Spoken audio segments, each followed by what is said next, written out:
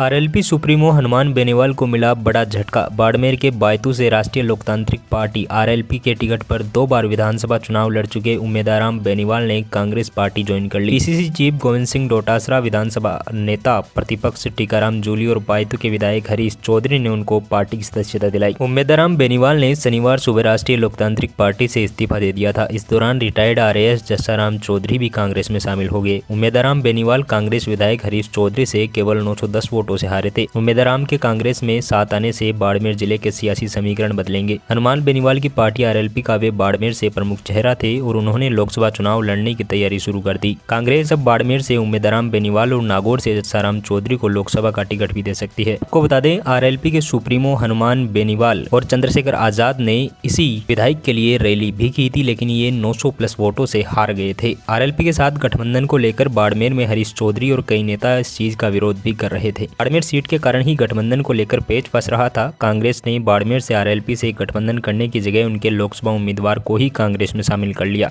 वहीं उम्मीदवार बेनीवाल ने लिखित बयान जारी कर आरएलपी से इस्तीफे की घोषणा की और हनुमान बेनीवाल का आभार जताया। उम्मीदवार बेनीवाल ने बयान में कहा, आप सबकी भावनाओं के अनुरूप मैं सार्वजनिक जीवन का एक बड़ा फैसला लेने जा रहा हूँ।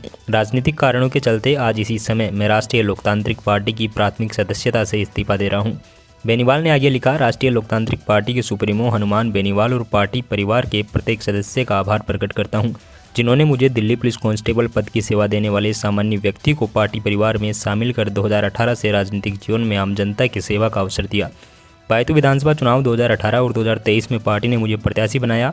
दोनों आम चुनाव में पार्टी कार्यकर्ताओं के अथक परिश्रम के उपरांत ही चुनाव परिणाम पक्ष में नहीं रहे। पंचायती राज चुनाव 2020 ने मुझे पार्टी परिवार ने जिला परिषद सदस्य का चुनाव लड़वाया, जिसमें जनता ने निर्णय पक्ष में दिया। सबका आभारी रहूंगा। मैं प्रत्येक कार्यकर्ता को विश्वास दिलाता हूं कि आपके मान सम्मान की सदैव रक्षा करूंगा।